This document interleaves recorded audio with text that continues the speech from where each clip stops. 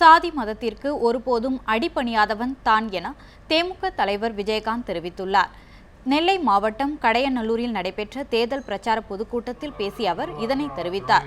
ஆளும் கட்சி செய்யும் தவறுகளை வெளிச்சத்திற்கு கொண்டு வருவதற்கு பதிலாக ஊடகங்கள் தனக்கு எதிராக செய்திகளை வெளியிட்டு வருவதாகவும் குறை கூறினார்.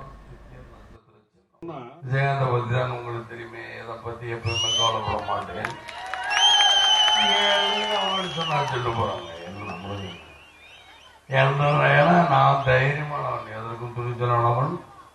எனக்கு எந்த ஜாதி மதத்து மேலே பற்றல, எந்த ஜாதிக்காரங்க பத்திரிக்காரங்க அப்படின்னு சொல்லுவாங்க. எந்த ஜாதி மதத்து விஜயகாந்த் அடிபணிய மாட்டான் என்பது உங்களுக்கு தெரியும். தொடர்ந்து பேசிய விஜயகாந்த் மின்சாரத்துறையில் 525 கோடிக்கு ஊழல் நடந்திருப்பதாக குற்றம் சாட்டினார். திமுகவிடமும் அதிமுகவிடமும் தான் பணம் பெற்றுக் கொண்டதாக கூறப்படும் குற்றச்சாட்டில் உண்மை இல்லை என தெரிவித்த விஜயகாந்த், வாக்குக்கு பணம் கொடுக்கும் அளவிற்கு தன்னிடமோ தனது கட்சி வேட்பாளர்களிடமோ பணம் இல்லை என கூறினார்.